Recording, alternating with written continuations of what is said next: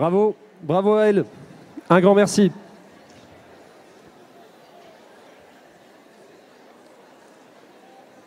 On va poursuivre les travaux avec une table ronde pour aller sonder un peu du côté de ce qui se fait sur le terrain, comme ça a été dit préalablement.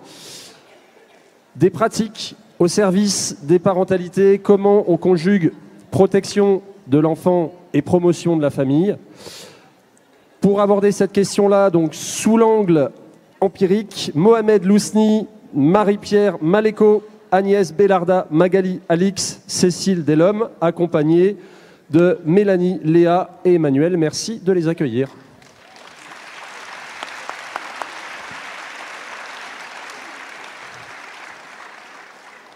Alors on vous propose une table ronde, certes nombreuse, mais qui sera structurée autour de 4 témoignages, en fait, qu'on va donc commencer avec Mohamed Lousni, directeur de l'association Rétis, formateur aux conférences familiales, et c'est justement de cela que tu voulais nous parler. Mohamed, je te laisse la parole.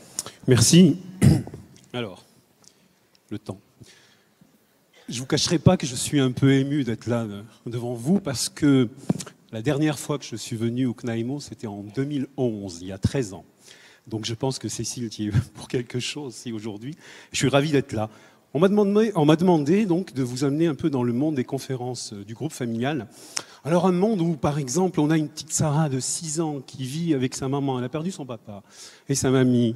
Et puis il y a son éducatrice, Daimo, qui intervient. La maman, elle est prise dans des histoires de toxico. Elle ne se remet pas du décès de sa propre mère et tout. Et puis il y a Marianne. Dieu qu'elle était belle, Marianne. C'est son éducatrice Daimo. Et Marianne rame. Elle rame, Marianne, parce que les conditions du maintien à domicile ne sont pas là et le placement se profile. Et dans ce territoire, il y a des conférences, il y a des gens qui ont été formés. Et là, elle propose à la maman, est-ce que tu ne veux pas essayer ça? Et puis Edith, elle vient, c'est la coordinatrice. Edith, elle repère le groupe familial. Et puis, elle rencontre tout le monde, la petite, la maman, les proches, etc.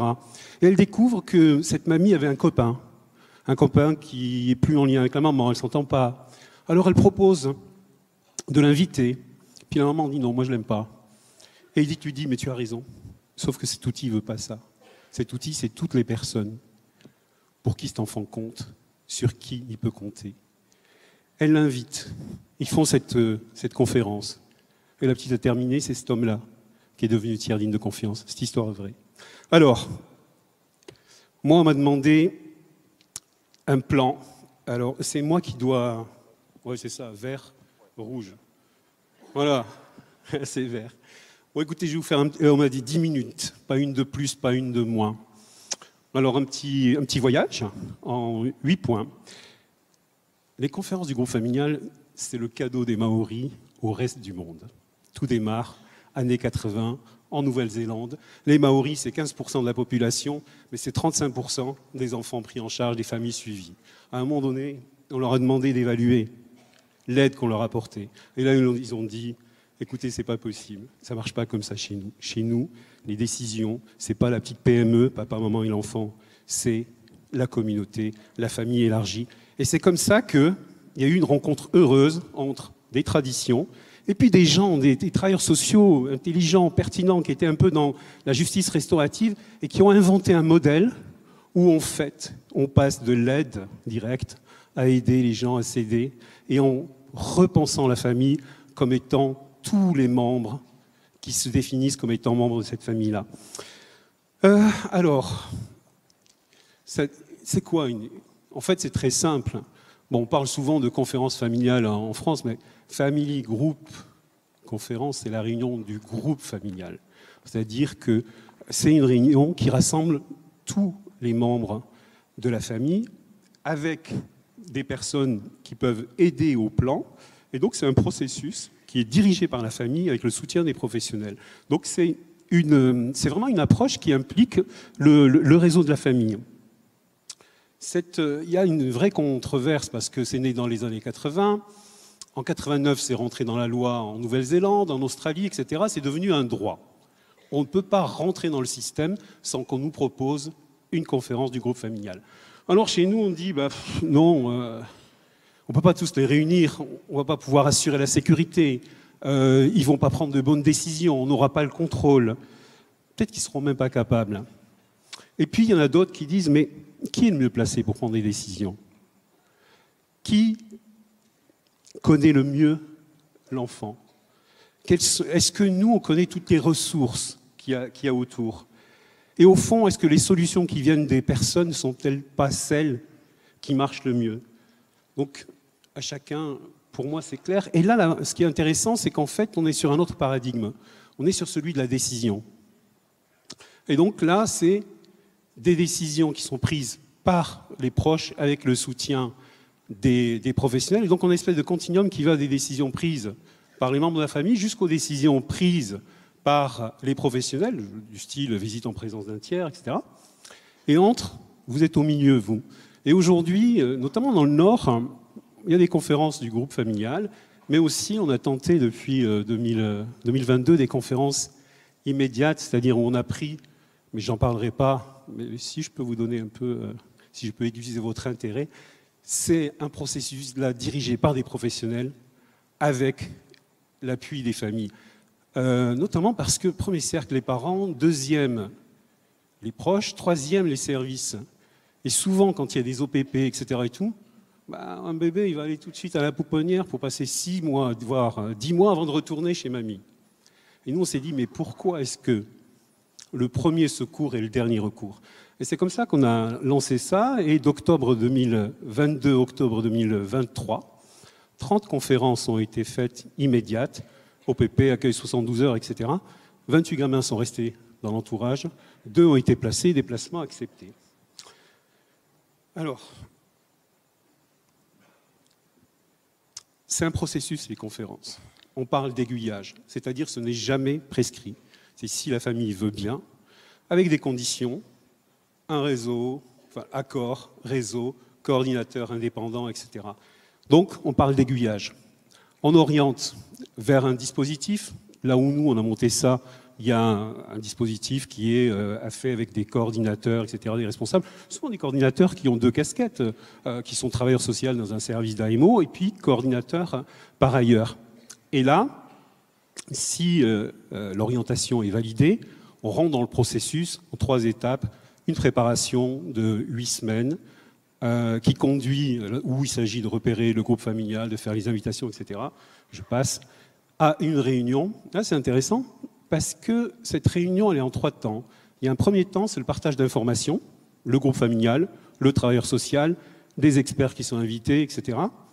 Puis, on passe au temps privé où le groupe familial se retrouve seul avec des questions, souvent les préoccupations des professionnels auxquelles ils doivent répondre par un plan. Puis, le 3e temps, c'est la validation du plan. Si le plan est validé, ça devient un projet commun. Après quoi, c'est le suivi du plan, donc sur 8 semaines. Quand vous bossez en AIMO, vous travaillez généralement avec les parents, l'enfant, un peu les grands-parents. Quand on est dans la conférence, le groupe familial, c'est ça. Avec des liens faibles, des liens forts, des alliances, des liens stressants.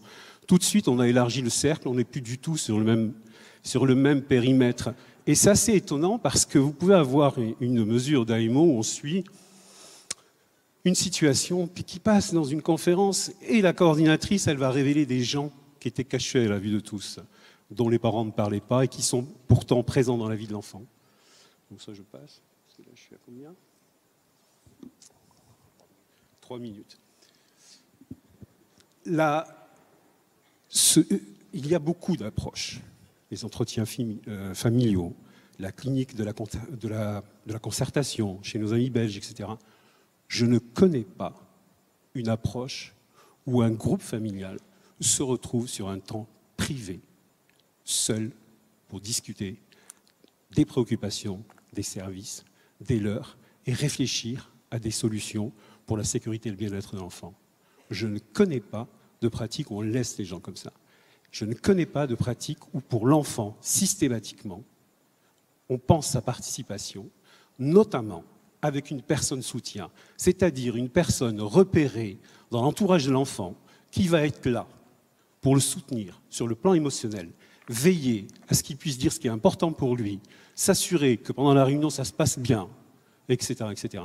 Donc la participation de l'enfant, elle est réelle et concrète. Ça veut dire qu'il peut être là, ne pas être là, donc être représenté autrement, mais réellement, je ne connais pas d'approche où l'enfant devient un conseiller, un expert comme les autres. Alors les conférences en AMO. En AMO, on pourrait imaginer qu'on soit dans 3 cas de figure.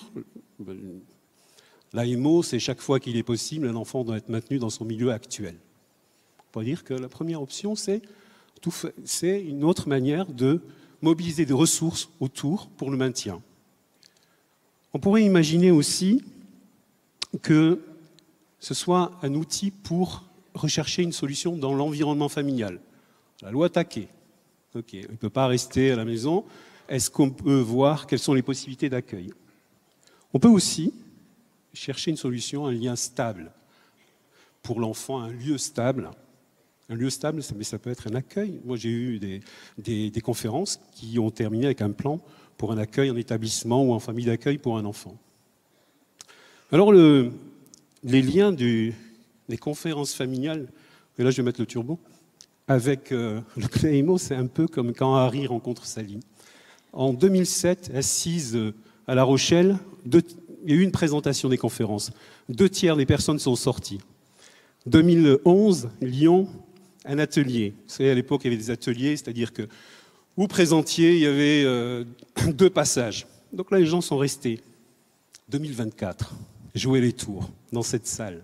Je les salue. Il y a des coordinatrices en AMO qui pratiquent et qui font de super travail. Alors, puisque j'arrive à la fin, donc, au fond, les conférences, ce n'est pas un outil magique. Quand je peux regarder un peu autour, 50% des conférences vont au bout. Ce qu'on peut voir, c'est que jamais un groupe familial se retrouve tous en même temps dans un même lieu pour réfléchir à des solutions. Là, c'est un enfant, mais ça pourrait être une personne vulnérable, une personne en perte d'autonomie, une personne handicapée, etc. En protection d'enfance, c'est un enfant. J'ai toujours été surpris que les travailleurs sociaux soient surpris que les familles soient capables de faire des plans. Les plans sont censés. Quand on fait le suivi des plans, etc. Donc, au fond, on pourrait se poser la question pour soi.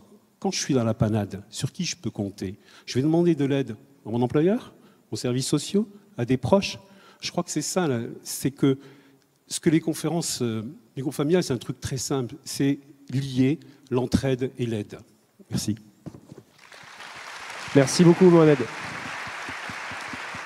Alors, ce qu'on vous propose pour la table ronde, c'est de laisser s'exprimer chaque intervenant, mais s'ils se sentent un peu pressés par le temps, c'est pas de leur faute, c'est la mienne.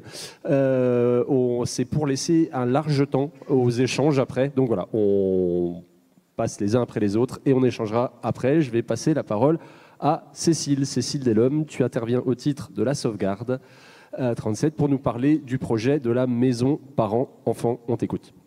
Merci Thibault. Donc aujourd'hui, la sauvegarde 37, on voulait vous partager un projet actuellement en expérimentation qui a pour but de soutenir la parentalité et la capacité d'agir du système familial.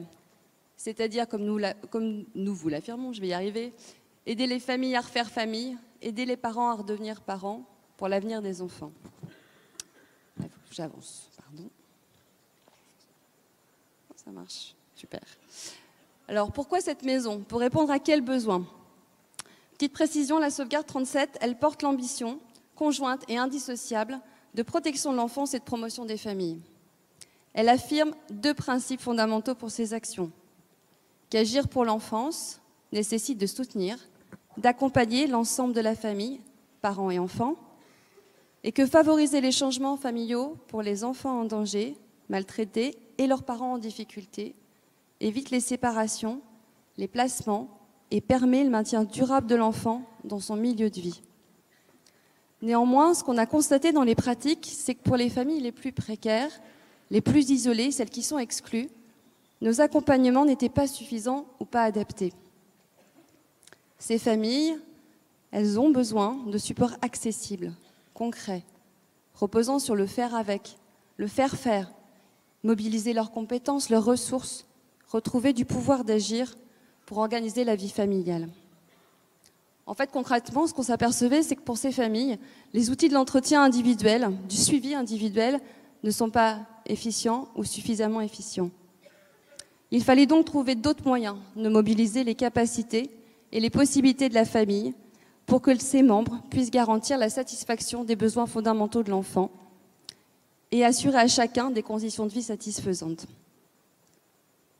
C'est à partir de cette analyse que la Sauvegarde 37 s'est engagée dans une action proactive pour les familles, visant à mobiliser les ressources des acteurs familiaux, développer leur pouvoir d'agir et soutenir le lien parent-enfant. Ce sont les objectifs de cette maison parent-enfant. Les bénéficiaires du projet, vous l'avez compris, ce sont les familles les plus vulnérables, celles qui cumulent les difficultés sociales, économiques et culturelles. On en a parlé à plusieurs reprises depuis le début de la semaine. Depuis hier, ce sera mieux. Sans aller sur une analyse sociologique, puisque nous sommes dans une assemblée de professionnels, M. Séchier vient de le dire, on connaît le poids de la pauvreté, de la précarité socio-économique dans l'exercice de la parentalité. On sait aussi la surreprésentation des couches sociales défavorisées dans les milieux sociaux qui sont concernés par l'assistance éducative. Mais ce qu'on sait aussi, c'est le poids du vécu, du parcours judiciaire disqualifiant, en référence à Serge Pogam, sur l'estime personnelle, les capacités à être parent et globalement leur sentiment d'échec dans l'éducation. C'est bien sur cette dimension de requalification et d'empowerment, mot à la mode, des familles que les prestations de la sauvegarde s'avéraient insuffisantes. Donc cette maison parent-enfant, elle ambitionne de répondre à ces besoins insuffisamment pris en compte.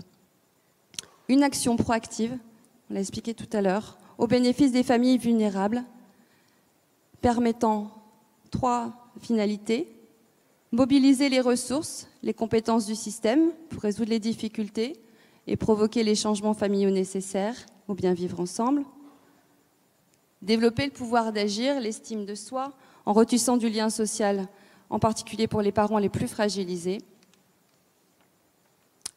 soutenir le lien parent-enfant pour assurer la prise en compte des besoins fondamentaux de l'enfant. Ces 3 actions et ces 3 finalités concrètes, elles englobent 3 finalités générales. Créer un impact solidaire et citoyen, lutter contre la pauvreté, la précarité et l'isolement, éviter les séparations et les ruptures familiales, et redonner la parole, le pouvoir d'agir au public de la protection sociale.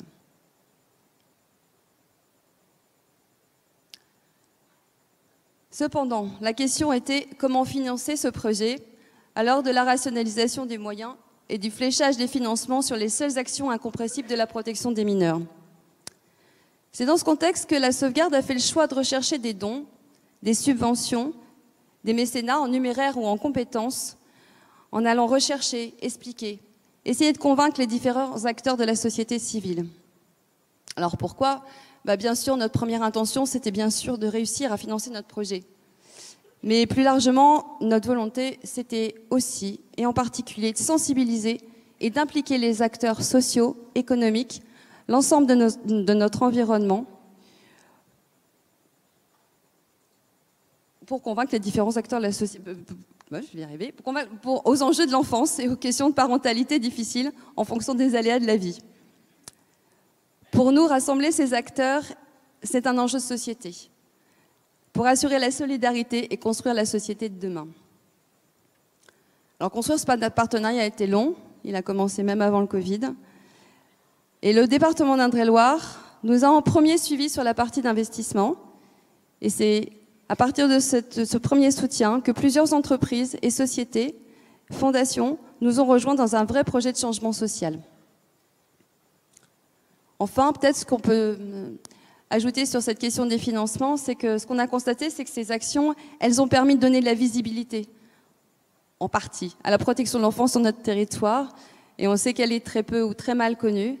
Et on sait à quel point cette visibilité est un élément essentiel à l'heure d'aujourd'hui de la crise d'attractivité des métiers. Et maintenant, la maison parents-enfants s'est ouverte.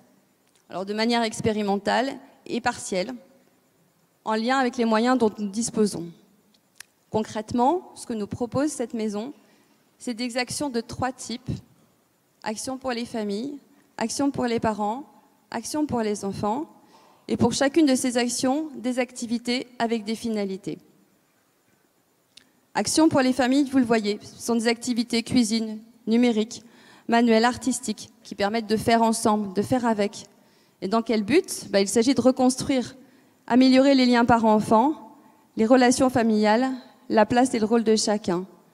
Et bien sûr, la régulation des conflits, la découverte ou redécouverte du plaisir de partager, d'échanger et de refaire famille. Les actions pour les parents, on peut citer les groupes de parole, les ateliers d'estime de soi, les ateliers informatiques. Il s'agit de partager la parole, les expériences parentales, de redonner confiance pour permettre de retrouver une place et un rôle dans la société. Les actions parents-enfants, enfin, on peut citer les activités d'éveil, ateliers créatifs et artistiques. Elles visent à retravailler la relation parent-enfant, à guider la parentalité, reproduire des expériences positives en se centrant sur des supports favorisant l'éveil, la prise en compte des besoins de l'enfant, l'accompagnement des interactions parents-enfants. Concrètement, ces actions, comment elles se mettent en place?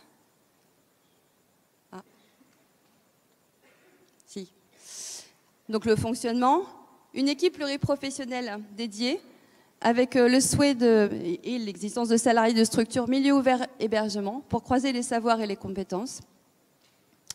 Le rythme actuel qui est prévu et qui se met en place, c'est 2 à 4 activités par semaine pour 6 à 8 enfants et leurs familles sur la base du volontariat. Et on a défini un coût, ça renvoie au financement. Ça permet à chaque potentiel contributeur de se projeter concrètement sur les finalités de financement qu'il souhaite apporter.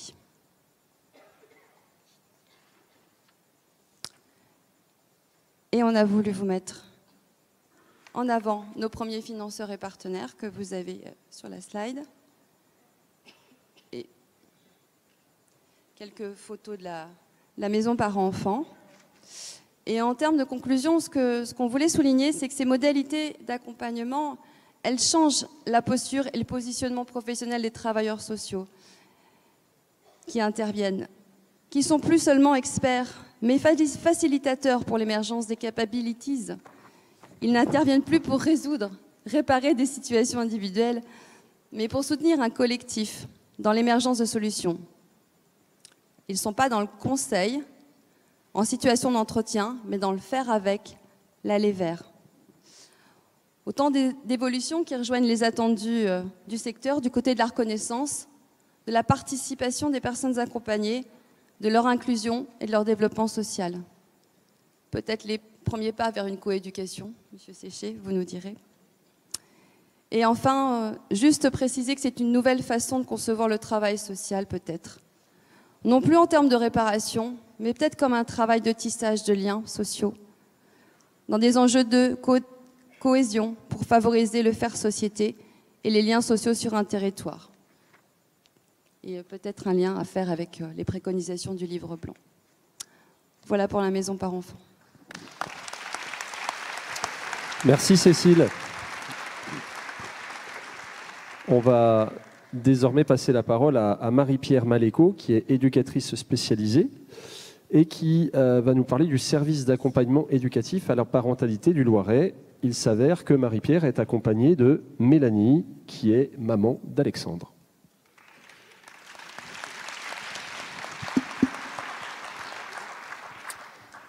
Bonjour. Voilà. Donc, on y est pour vous parler du service d'accompagnement éducatif à la parentalité. Le service d'AEP est inscrit dans le champ de la prévention en protection de l'enfance. Il fait partie des aides éducatives proposées par le département du Loiret. À l'époque, en 2002, l'AEP était une innovation dans sa conception. L'intervention est adressée aux parents dans l'intérêt des enfants. Le service se crée sur un postulat qu'en soutenant les parents, en les aidant à modifier certaines de leurs représentations et ou attitudes, l'effet sur les enfants repérés en danger serait plus profond et durable. L'AEP a pour finalité de permettre aux parents en difficulté d'assumer pleinement son rôle et ses responsabilités éducatives auprès de son enfant. Et c'est bien la relation éducative qui va s'établir entre le professionnel et le parent qui va permettre ce travail.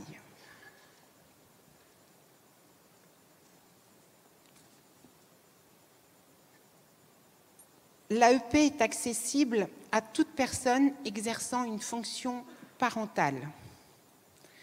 Tous les enfants membres d'une même famille en sont bénéficiaires.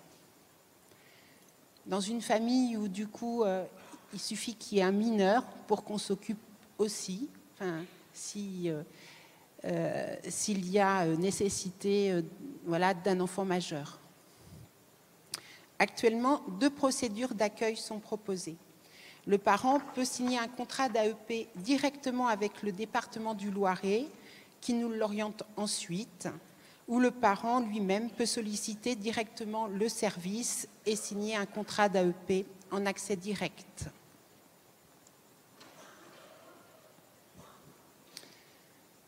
Le service s'appuie sur le propos de Catherine Selné. La parentalité est l'ensemble des droits et des devoirs, des réaménagements psychiques et des affects, des pratiques de soins et d'éducation mises en œuvre pour un enfant par un parent, de droit ou électif, indifféremment de la configuration de la famille choisie. En effet, nous pensons qu'il faut accompagner le parent, entre autres, à comprendre les manifestations de son enfant pour l'aider à trouver des réponses éducatives adaptées, à consolider et ou à restaurer les postures parentales, à développer ses repères éducatifs, à mieux définir les limites, rétablir et ou favoriser la communication familiale. Pour cela, nous nous appuyons sur les 3 axes de la parentalité élaborés dans le rapport de Didier Houzel.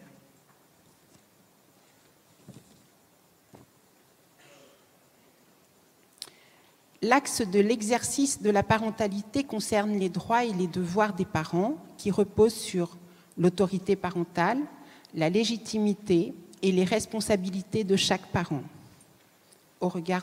Il s'agit du cadre parental au regard de la loi.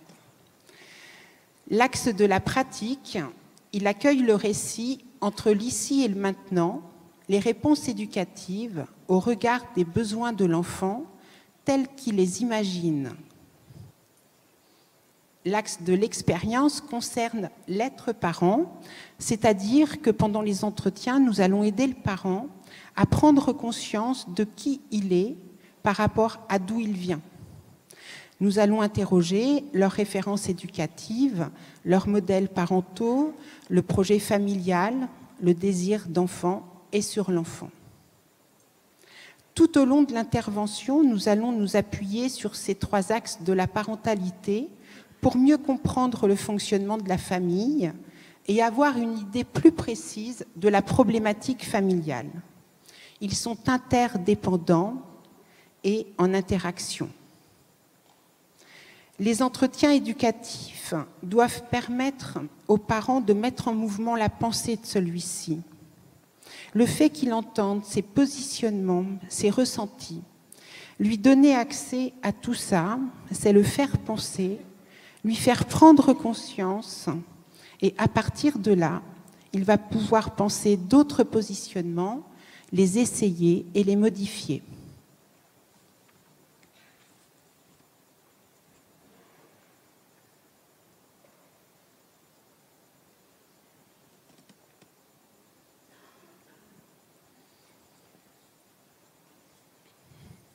Le contrat d'AEP fait l'objet d'une signature tripartite qui s'établit sur une période de 2 ans maximum, ponctuée par 3 échéances. D'abord, un contrat de 6 mois, renouvelable 1 an, qui peut être prolongé de 6 mois supplémentaires.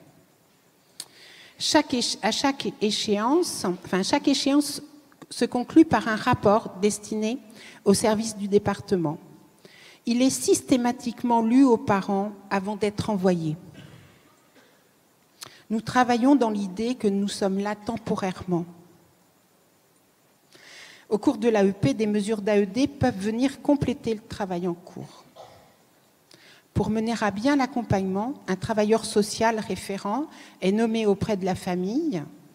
Son travail s'inscrit dans le cadre d'une équipe pluridisciplinaire composée de travailleurs sociaux, psychologues et chefs de service.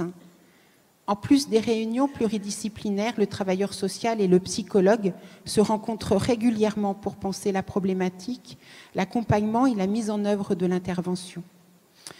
Il va être proposé aux parents, avec ou sans son enfant, des rencontres régulières, une fois tous les 15 jours, au service, au domicile ou dans des bureaux mis à disposition par nos partenaires.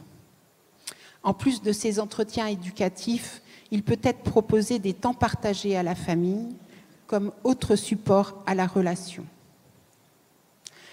Au cours des 6 premiers mois d'intervention, nous informons le parent non signataire, détenteur de l'autorité parentale, de la mise en œuvre de l'accompagnement. Il ne peut pas empêcher l'intervention, mais il peut s'opposer à ce que nous rencontrions l'enfant. Le service d'AEP est composé donc d'une équipe pluridisciplinaire, équipe de direction, travailleurs sociaux, psychologues et secrétaires.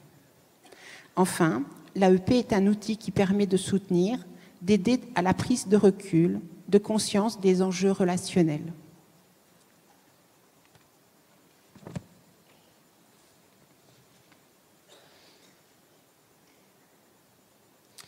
Faire émerger les compétences du parent en l'aidant à identifier ses ressources, l'aider à opérer un changement de regard sur l'enfant désigné, l'aider à mettre en exergue ce qu'il ne peut pas percevoir seul des enjeux relationnels, tels peuvent être des objectifs de travail avec un parent. Et je vais laisser la parole à Madame Arnaud qui vient témoigner de son expérience vécue à l'AEP.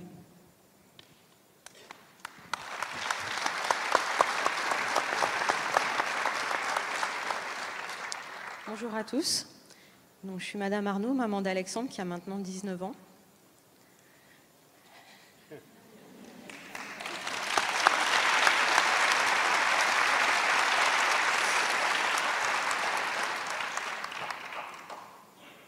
Donc, en mai 2019, je reçois un appel du collège de mon fils, qui a alors 14 ans et qui est en 3e. Il est très alcoolisé, il tient des propos inquiétants. Il y aurait des alcoolisations fréquentes, des sorties nocturnes, la consommation de shit, et ce depuis des années d'après lui. Il a été hospitalisé en pédiatrie en attente d'évaluation par la psychiatre. Il sortira au bout de 2 semaines sans avoir été évalué, faute de personnel. Il y a eu ensuite une nouvelle hospitalisation en unité ado pour un bilan. C'était pas psychiatrique. Il faut donc attendre une prise en charge par le CMPE. Alex a été un bébé puis un enfant facile à vivre avec qui j'étais très proche et complice.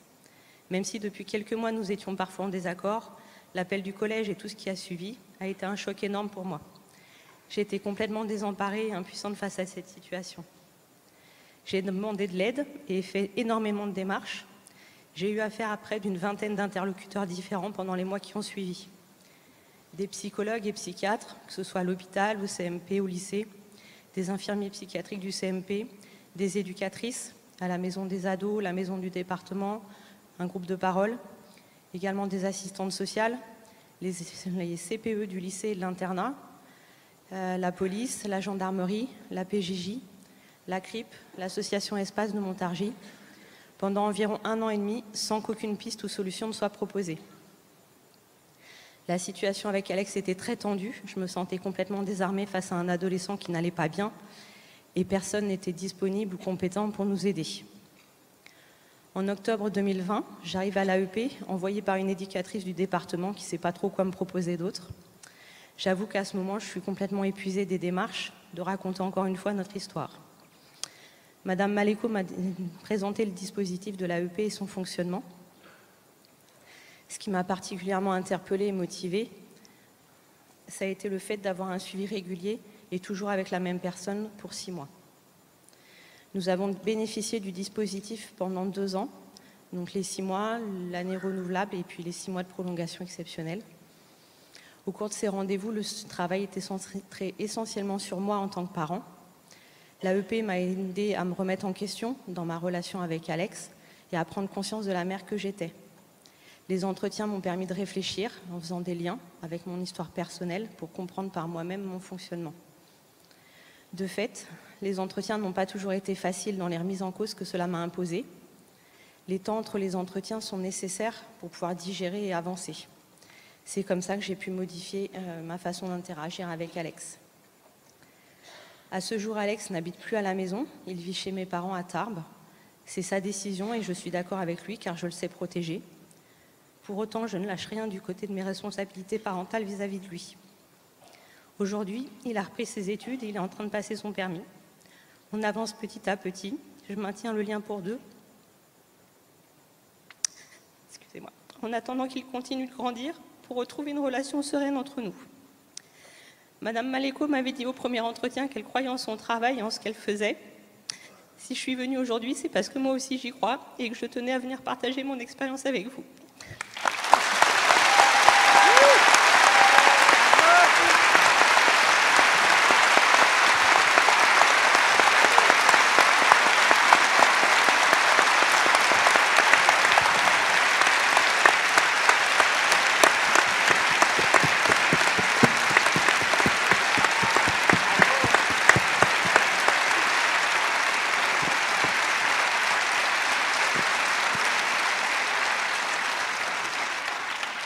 Merci beaucoup d'avoir osé ce témoignage, d'avoir pris sur vous pour le porter jusqu'au bout. Et je peux vous assurer d'une chose, pour animer régulièrement des journées d'études, les professionnels qu'ils sont, que nous sommes, ont besoin de ce type de témoignage. Ça contribue à mettre du sens à leur métier.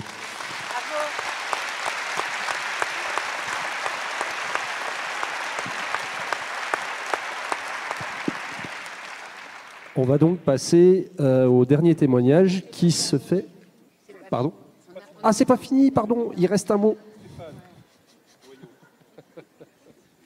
Non, merci à Madame Arnaud. Une dernière petite slide pour vous préciser que le service d'AEP donc, est habilité pour exercer 204 mesures.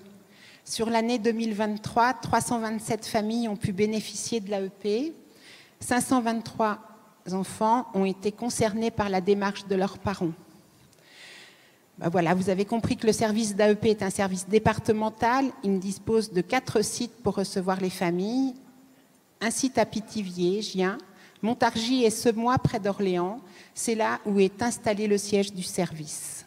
Et pour finir, on voulait remercier Madame Arnaud, c'est sûr, mes collègues du GOA, du service qui m'ont aidé aussi à préparer cette intervention.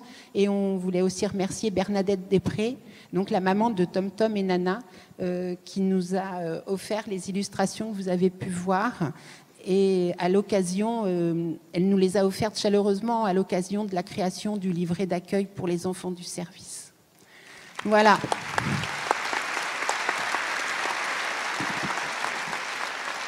Merci à vous.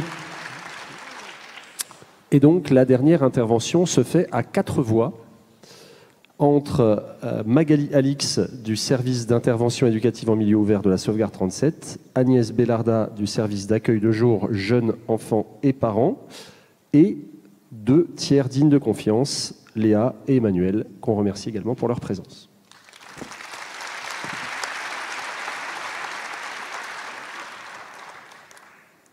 Alors, Magali Alix, donc, je suis éducatrice spécialisée au CIMO de la Sauvegarde 37. Donc, je ne vais pas vous présenter ce que c'est qu'un service de milieu ouvert. Pardon. J'exerce des mesures d'AEMO et d'AEMO à moyens renforcés. Et dans le cadre de nos missions, on accompagne des parents, des enfants, mais également des tiers dignes de confiance. Et dans ce cadre-là, on voulait réfléchir autour de cette question des tiers dignes de confiance et de ce qu'on arrivait à faire comme tricotage au niveau du partenariat pour essayer de répondre au plus près aux besoins de ces familles. Et du coup, moi, je vais très peu parler. Je vais laisser Emmanuel et Léa parler de leur situation.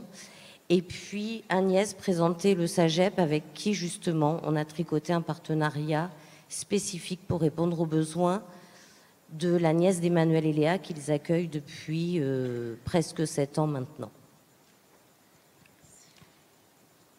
Bonjour à tous. J'ai un grand plaisir à venir cet après-midi, à venir vous présenter un service du département. Donc c'est le service d'accueil de jour jeunes enfants et parents de l'IDEF. Je fais d'ailleurs un petit coucou aux collègues de l'IDEF qui sont restés sur leur service et qui sont en visio dans les bureaux un petit peu partout. Donc petit coucou de la salle. Le SAGEP, c'est un... Oui, vous pouvez, ils en valent le coup. Le SAGEP, donc c'est un service qui a été créé en 2012 suite à un groupe de travail qui a associé les services associatifs publics du département, œuvrant dans le champ de la prévention et de la protection de l'enfance. Donc à l'époque, ça a commencé dès 2005 où on s'est penché sur la question de comment mieux accompagner les parents de jeunes enfants. Et bien à l'époque, il y avait le service JCLT, il y avait la sauvegarde de l'enfance et il y avait le SAGE, le service de jeune accueil du jeune enfant de l'IDEF. Les postulats de départ de notre groupe de travail, c'était bien évidemment la complexité d'être parent et surtout la volonté de sortir du modèle du professionnel expert qui apporte ses conseils aux parents. On s'est inspiré des maisons vertes, de la psychothérapie institutionnelle pour créer un outil du collectif comme un espace ressource pour les parents de jeunes enfants. Ces parents, ceux qui viennent jusqu'à nous... Il y a quelqu'un qui appuie sur le... Non, ça se déroule, j'ai rien touché. C'est lui. C'est l'invité magique. Ah, il est là. Donc on accueille des parents qui sont épuisés, fragilisés. On les accueille avec des membres de la famille. On a des papis, des mamies, des tontons, des tatas, des amis qui viennent aussi accompagner des familles jusqu'à nous. Une photo du SAGEP. Donc, comme vous le voyez, on a l'énorme chance d'avoir des locaux fabuleux à Tours, dans un milieu très vert, avec des arbres, des oiseaux, des écureuils. C'est superbe. C'est vraiment un lieu d'apaisement pour les familles. On est ouvert toute l'année, du lundi au vendredi, notamment au mois d'août, quand tout ferme. Là, les familles ont encore ressources auprès de nous. Et pour accueillir les familles, on a une équipe pluridisciplinaire qui accompagne les familles sur des temps de quotidien. Donc équipe pluridisciplinaire, nous avons des éducateurs spécialisés, éducateurs de jeunes enfants, auxiliaires de puériculture et une psychologue. Alors je vais appuyer sur le bouton. Donc on parle d'un collectif qui prend soin. Une petite photo du SAGEP vue de l'intérieur. Oui, si tu veux. Donc on propose aux parents de rejoindre un collectif, de sortir de l'isolement, de partager leurs difficultés, de s'appuyer sur l'expérience des autres parents. Et on a fait le pari il y a 12 ans, et ça s'est confirmé, que prendre soin du parent, ça permet de prendre soin de l'enfant. On l'a vraiment vu là au niveau de toutes les situations qu'on a pu accompagner depuis 12 ans. Il doit y avoir 350 à 400 familles qui ont fréquenté le SAGEP depuis 2012. Alors le collectif, je viens là, Magali, si tu veux appuyer, ouais. Alors, j'ai trouvé une photo de collectif, parce que c'est vraiment un gros collectif, là. C'était un temps de pique-nique, un été, où on s'est retrouvés avec toutes les familles au Botanique, voilà, sur un temps de pique-nique, de partage ensemble. Donc, c'est vraiment proposer des temps conviviaux, offrir une parenthèse pour souffler, le fait de se retrouver ensemble. Tu peux... Voilà, alors, on mange beaucoup au SAGEP. Toutes les occasions sont bonnes. Il y a un biberon à côté du gâteau au chocolat, là, mais voilà, on partage différentes nourritures et il y a beaucoup d'anniversaires à fêter. Le SAGEP, c'est aussi la possibilité pour les parents de prendre du temps pour eux, notamment pendant la sieste des enfants. Là, on a 2 mamans qui sont sur la terrasse en train de s'occuper à différentes activités. Ça peut être aussi des mamans ou des papas. On a quand même beaucoup de mères isolées qui peuvent, sur un temps de sieste, dormir eux aussi, partager du temps, aller à un rendez-vous, faire des choses. Voilà, il y a du temps pour chacun. Donc on a un grand collectif, mais dans ce collectif, on a un accompagnement individualisé, bien évidemment. Alors Monsieur Cyrulnik, hier, nous disait l'importance pour la mère et son enfant de bénéficier d'une niche sensorielle afin de les sécuriser. Donc c'est vraiment ce qu'on propose là depuis toutes ces années. Donc on accueille 3 à 4 familles à la journée auxquelles on propose des temps privilégiés. Je veux bien que tu mettes la photo. Il s'agit à ce moment-là de tisser de restaurer et d'apaiser la relation parent-enfant. Donc on a différents temps, voilà, avec l'autorisation des parents, des petits temps, voilà, d'activités parents-enfants, accompagnés en individuel. Ces temps permettent de prévenir les troubles des interactions précoces et leurs effets délétères, les retards de développement, l'émergence de troubles psychopathologiques, et surtout favoriser les interactions parents-enfants. On propose un espace d'éveil et de socialisation pour les enfants. Alors, il y a beaucoup d'enfants au SAGEP qui ne bénéficient pas d'accueil en crèche ou en halte-garderie pour différentes raisons.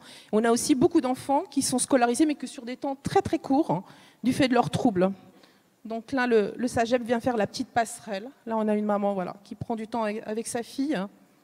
Donc en présence de leurs parents, les enfants vont pouvoir expérimenter le jeu, la motricité, se socialiser. Souvent, on accompagne les familles jusqu'à l'entrée à l'école maternelle des enfants.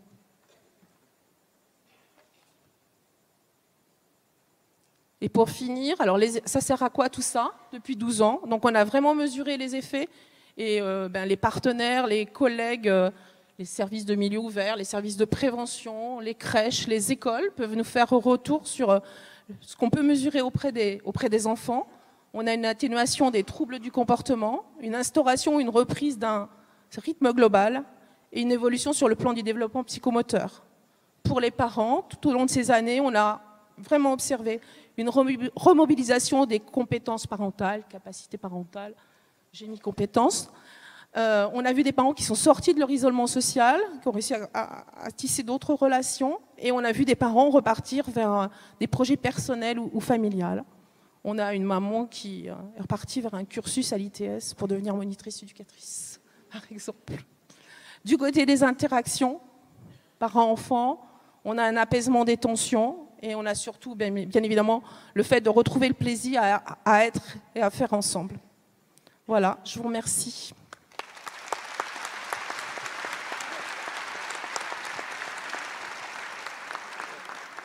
C'était la présentation donc, de ce dispositif de manière assez succincte. Voilà, je suis à disposition pour si vous avez des questions.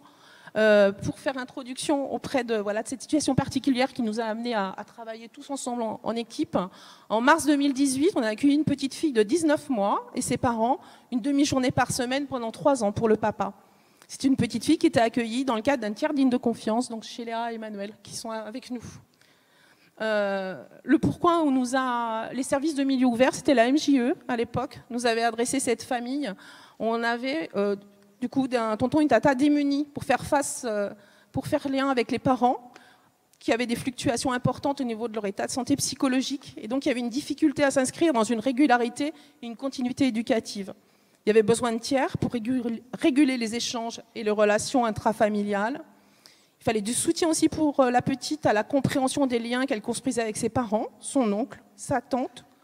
On a travaillé aussi sur l'enrichissement du lien d'attachement parent-enfant, pour que la petite puisse grandir sereinement et s'autoriser à investir pleinement ses liens d'attachement, aussi bien avec son oncle et sa tante que ses 2 parents.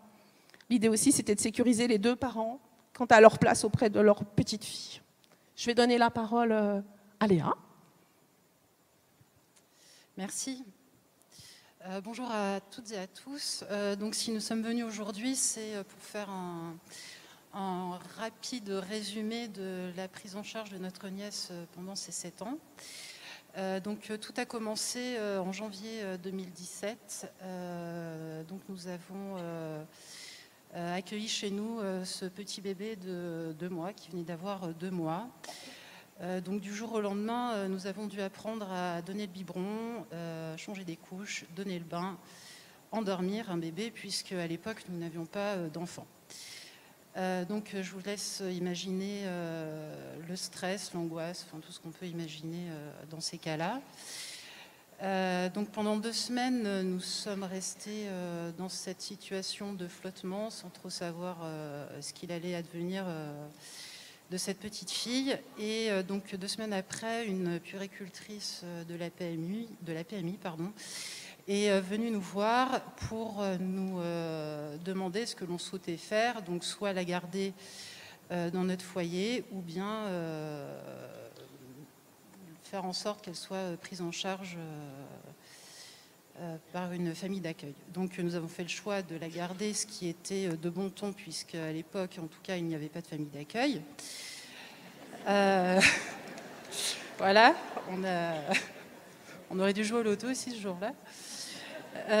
Donc nous sommes partis pour quelques mois d'errance juridique, puisque nous n'avions pas encore de statut juridique.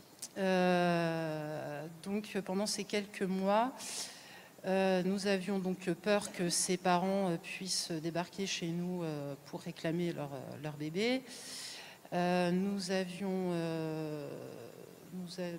pas trop quoi faire. Alors on a jugé bon de faire en sorte que notre nièce puisse malgré tout entretenir des liens avec ses parents. Donc nous l'avons emmenée voir son père ou sa mère qui étaient hospitalisés à l'époque, ce qui a donné lieu à des situations épiques. Voilà, et arrive le mois de mai 2017 où nous recevons un courrier nous informant que nous allions être l'objet d'une enquête de la sauvegarde. Donc c'est la première fois qu'on a entendu parler de la sauvegarde. Une enquête, très bien, mais pourquoi, on ne savait pas trop. J'ai fait quelques recherches sur Internet, mais c'était assez flou. Bref, donc une dame est venue chez nous et nous a donc expliqué qu'elle venait faire une enquête pour établir notre capacité à accueillir notre nièce en tant que tiers ligne de confiance. Visiblement, cette enquête a porté ses fruits, puisque au mois de juin a donc eu lieu le premier jugement qui nous a donc officiellement déclaré tiers ligne de confiance. Je vais poursuivre. Donc là, on était déclaré tiers ligne de confiance par le juge des enfants. On ne savait pas à quoi ça correspondait, tiers ligne de confiance. Et donc là, il y avait toujours les relations, à gérer les relations avec les parents, et aussi le fait que notre nièce puisse voir ses parents, puisse avoir des moments avec ses parents. Et donc, c'est là que Madame Alix est intervenue pour nous aider justement dans les relations avec les parents. Et notamment, donc une petite anecdote, une fois notre nièce s'est blessée, s'est ouvert l'arcade en tombant sur une marche chez nous.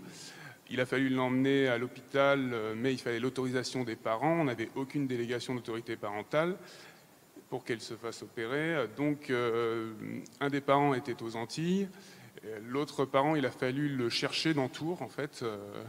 Donc ce gros moment de stress, tout ça. Donc finalement, ça s'est arrangé. Mais là, voilà, avec l'aide de Madame Alix, on a réussi à avoir une délégation d'autorité, une délégation partielle d'autorité parentale pour les affaires médicales et pour les affaires scolaires. Voilà. Et l'autre objet, c'était comment notre nièce, comment notre nièce va aller voir ses parents. Donc il y a eu un premier organisme qui a assuré des visites médiatisées.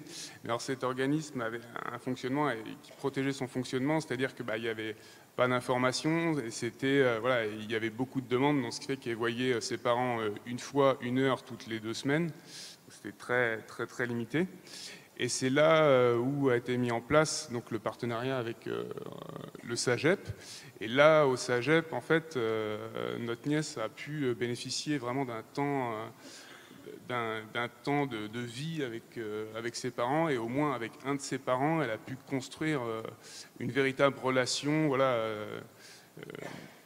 Et en plus, on a échangé avec le SAGEP a échangé avec l'AEMO. Donc autour de notre nièce, on était quatre partenaires, les parents, nous les tiers dignes de confiance, l'AEMO et le SAGEP. Donc là, on est tombé dans une situation assez idéale pour notre nièce. Alors malheureusement, le SAGEP, ça s'est terminé au bout de 3 ans. Et la mesure d'AEMO, c'était un peu l'épée de Damoclès, c'est-à-dire que au jugement, à chaque fois le jugement, il s'était plusieurs fois remis en cause de la pertinence du maintien de cette mesure d'AEMO, quoi. Donc il a fallu qu'on démontre au juge que, d'accord, pour beaucoup de choses, on n'était pas défaillant, mais il y avait une chose et deux tailles pour laquelle on était défaillant, c'était les relations avec les parents, quoi. Parce que leur état psychologique était très fluctuant, parfois c'était au moins verbalement, c'était très très violent.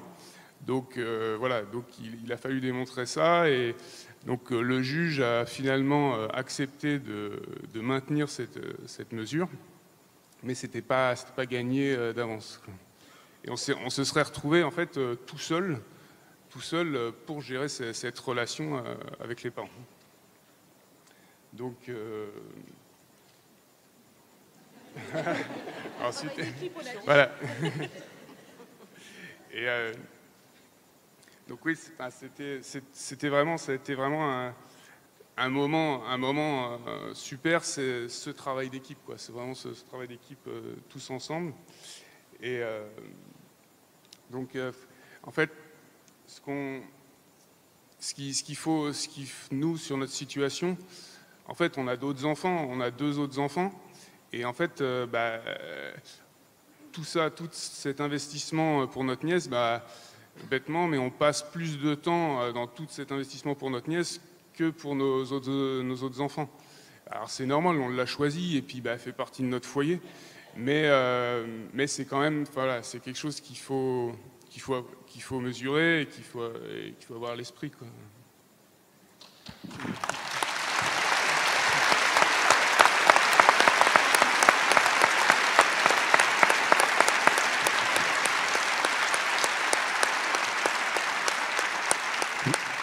Merci beaucoup.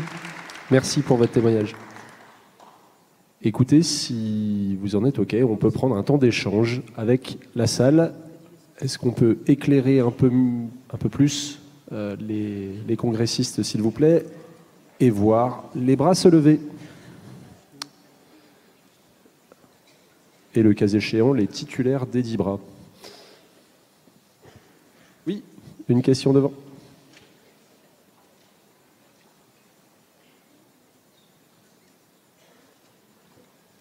Bonjour. Enfin, je suis à cette heure-là. Non, je ne veux pas me lever. Non, il y a des gens qui se sont pas levés. Donc la dame en gris à 5, 6, 7 ans. Voilà. Donc moi, je viens de Normandie, Le Havre, milieu ouvert, Fondation Lénie. Et en fait, j'aurais une question pour l'AEP, puisque l'AEP, ce n'est pas une décision judiciaire ou administrative via... parce qu'en fait, vous dites que suite au travail avec les familles, vous rédigez un rapport. Et moi, je me demande pourquoi rédiger un rapport si en fait, vous n'êtes pas dans cette obligation de le faire légalement. Parce qu'on sait que l'écriture des rapports, rapportés sur les familles, ce n'est pas toujours une mince affaire. Voilà. Alors, on intervient dans un cadre administratif, c'est-à-dire que, comme je l'ai dit, il y a deux portes d'entrée. Et donc, soit les familles signent un contrat donc, avec le service départemental, voilà, c'est-à-dire que ça peut être suite à une évaluation, un signalement, enfin, voilà, et que du coup, ce que je veux dire, c'est que du coup, on est financé par le département et on se doit de justifier notre travail. Et c'est par l'intermédiaire de ce rapport que du coup, voilà, on justifie le travail qu'on a fait avec ces parents-là. Et c'est pour ça qu'on leur lit, enfin, en toute transparence. Et voilà, je ne sais pas si j'ai répondu à votre question. Je pensais que c'était complètement indépendant des AED et des AEMO, en fait. Voilà. C'est une initiative d'une collectivité pour répondre à des besoins et qu'à ce titre-là, un peu comme le SAGEP, il n'y avait pas forcément d'obligation à rendre compte de ce travail, ce qui peut être aussi une vraie liberté pour le travail avec les familles. Oui. Enfin, mais comme je le disais, en fait, on a un service de prévention, de la protection de l'enfance. Voilà. Bon, bah, Et on pourrait prolonger la question d'une manière un peu différente, c'est-à-dire en écho à Régis Séché qui a quand même très judicieusement insisté sur la centralité de la confiance dans le lien d'accompagnement. Est-ce que le fait de rendre systématiquement, de lire systématiquement, avez-vous dit, les rapports aux parents, rend cet écrit moins délicat que l'évoquait Madame? Est-ce que ça reste une question sensible, l'écriture de ce rapport? Alors, le point de vue du parent, le fait de lire le rapport, ça permet de faire un point sur la période et des fois, nous dans notre cas, de réaxer certaines choses qui étaient peut-être peu ou mal comprises. Juste préciser aussi que depuis 2002, la communication des rapports, même en assistance éducative, c'est obligatoire auprès de la famille. C'est le principe, juste comme toute la semaine. Okay. Une question là-haut. Bonjour. Bonjour, je m'appelle Frédéric, je suis en AMO en Isère. Par rapport à la conférence du groupe familial, j'ai pas bien compris si vous étiez un service, si c'était un outil. Enfin voilà, si vous faites ça à un endroit précis ou c'est partout. J'ai pas saisi comment par exemple on pourrait le mettre en place en Isère. Enfin, ok, je vais te répondre. Alors écoute, ça peut être une pratique, un service, une pratique, un dispositif, un service. Une pratique tout simplement parce que des éduques d'un service sont des éduques psychologues. Une psychologue, tu vois, d'un service d'AMO à Dunkerque en a fait, etc. C'est-à-dire que la personne qui est formée, à un moment donné, elle prend une fonction de coordinatrice et puis pendant 2 mois, elle va conduire ça. Donc, mais comme elle doit être indépendante, ça ne doit pas être des situations de son service. Donc là, par exemple, à Dunkerque, c'est la psychologue du service d'AMO et c'est une situation qui est orientée par la PMI. Ça, c'est la pratique. Un dispositif. Ça peut être 3 acteurs, sauvegarde, AGSS et département, qui décident ensemble de former des coordinateurs, coordinatrices, et qui montent un dispositif, donc, qui va faire en sorte qu'il se réunit, un groupe ressources, si tu veux, qui va se réunir régulièrement, et quand c'est une situation d'une des parties qui est orientée, c'est les 2 autres qui la font. Et puis, ça peut être une équipe dédiée. C'est-à-dire que là, on a dégagé à mi-temps aux travailleurs sociaux pour faire ça. Donc, il y a différentes configurations. Ailleurs dans le monde, c'est des services qui existent. Nous, on est encore au balbutiement. J'espère que j'ai répondu à ta question. Merci. Au milieu, monsieur. Bonjour, Jonathan Daniels, service de prévention familiale à défaut à Dijon. Je voulais intervenir un petit peu pour présenter très rapidement ma structure parce que je trouve qu'elle fait écho à beaucoup de choses qui s'est dit aujourd'hui et à l'instant. Et je pense que ça serait très intéressant qu'on puisse faire des ponts ensemble en fait. Donc je vais essayer de faire rapidement. Le service de prévention familiale de la Défaut accueille approximativement 80 familles. Et du coup, on travaille donc en libre adhésion. Donc on relève à la fois de la protection de l'enfance et de la prévention spécialisée. Et l'idée, c'est qu'on puisse accueillir en libre adhésion, donc les familles sans contrat, ni administratif ni judiciaire. Et donc une partie de notre accompagnement est à destination des familles au titre de ce qu'on appelle le regroupement familial. Et une autre partie des familles qui n'ont pas forcément d'autres accompagnements socio-éducatifs.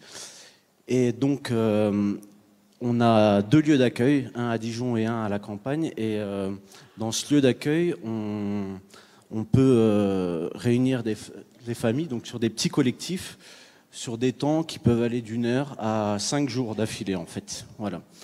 Donc... comme j'ai pu entendre parmi vous dans vos interventions, donc nous on est un dispositif expérimental depuis 1952 je crois, donc ça commence à avoir un petit peu Ouais. On est quasiment exclusivement financé par le département. Donc, et j'ai peu entendu de structures existantes comme la nôtre. Et on a vraiment cette chance déjà. Donc, la question de la libre adhésion, dans laquelle je mettrai une parenthèse, hein, parce que les familles qui souhaitent passer du temps au titre du regroupement familial, elles ne sont pas vraiment libres en fait de venir, puisqu'il n'existe pas d'autres structures comme la nôtre. Et il y a aussi la question du temps. Nous ne sommes pas limités dans le temps, dans l'accompagnement. On peut accompagner des familles pour un rendez-vous et on peut les accompagner sur 15 ans s'il le faut. Et je peux vous dire, et on défend vraiment très fort notre association parce que c'est parfois très compliqué de défendre notre action, notamment parce que ça a un coût. Mais la question de pouvoir accompagner les familles sur un temps long, c'est-à-dire un temps qui est le leur aussi, c'est une prérogative qu'on a et c'est quelque chose qui est vraiment une chance et qui montre des effets bénéfiques à long terme.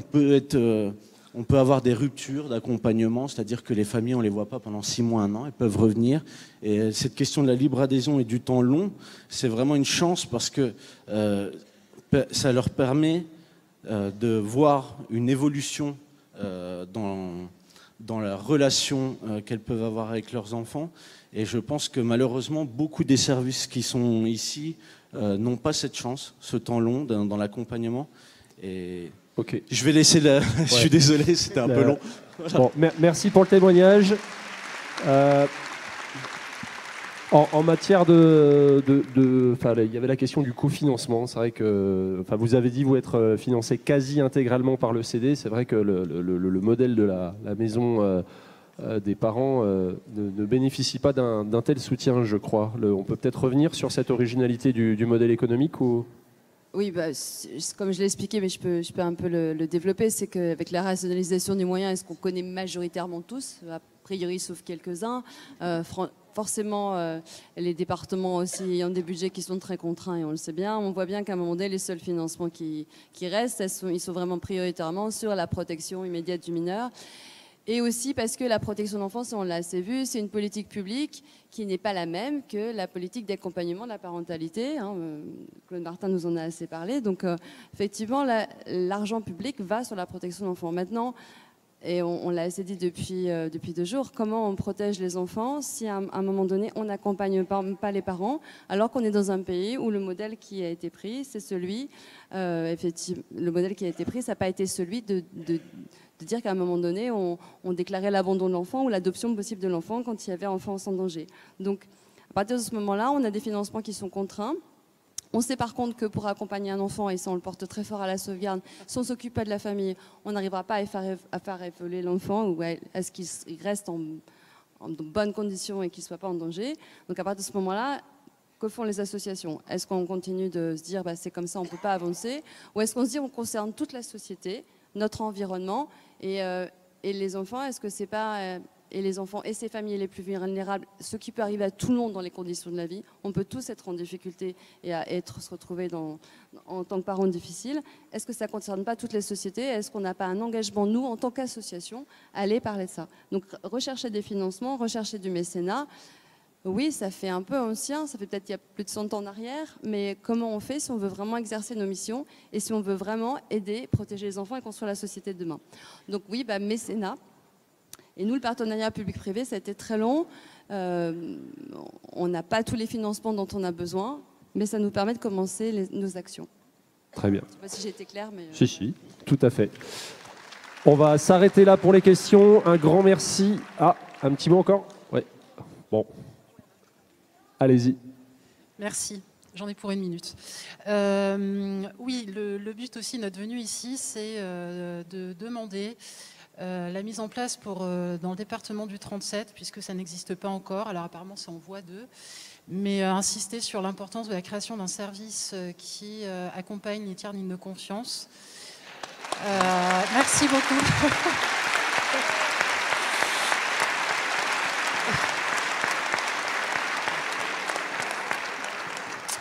Vous l'aurez compris, la prise en charge d'un enfant, d'un bébé, d'un adolescent, c'est compliqué. On a besoin d'être accompagné. Vous aurez aussi compris qu'il nous incombe de maintenir une relation avec les parents. Ça peut être très compliqué, voire parfois violent. On a aussi besoin d'accompagnement. Alors on a la chance d'avoir encore Madame Alix.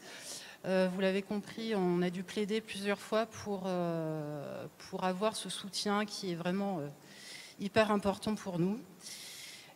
Voilà, et un soutien aussi administratif, psychologique, enfin voilà, tout ce qu'il faut pour accompagner des gens qui sont là pour élever un enfant qui a une histoire compliquée. Et ça peut se faire qu'avec des professionnels aussi, quoi. Et la dernière chose, c'est aussi un accompagnement financier, puisque actuellement, on a une indemnité du département, mais qui est soumise à des conditions et qui, à titre d'exemple, on vient d'avoir un 3e enfant. Et maintenant qu'on a un 3e enfant, on touche moins que lorsqu'on avait 2 enfants. Il faut savoir qu'il y a des tiers de confiance qui sont à la retraite, qui ont des petites retraites. Élever un bébé, un enfant, un adolescent, ça a un coût. Et ça fait aussi partie des choses qui font que notre fonction est reconnue par la société et par l'État. Donc j'ai cru comprendre que demain, il y avait le vote d'un, je perds mes mots, d'un budget, voilà, donc s'il vous plaît, pensez aussi à ces enfants qui ont besoin de soutien, d'un soutien global. Voilà, merci. Merci à vous. Merci à vous et plus globalement à l'ensemble de nos intervenants. C'était très riche. Merci beaucoup. Je vous laisse redescendre du plateau.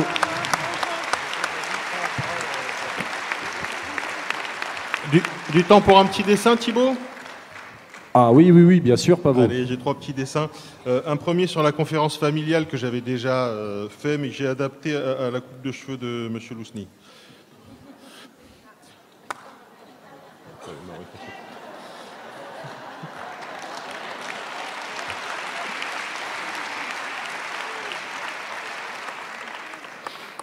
Voilà.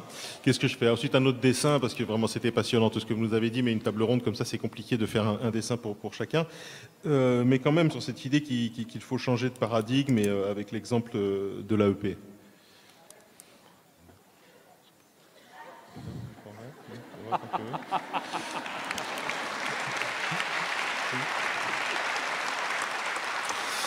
Voilà. Et puis je trouve que quand même une des grandes questions qu'on a débattues là depuis 2 jours, c'est cette question de la compétence des travailleurs sociaux versus la compétence des familles. Et m'est venue une question comme ça, c'est est-ce que les TS, au fait, est-ce que les TS sont de bons parents ?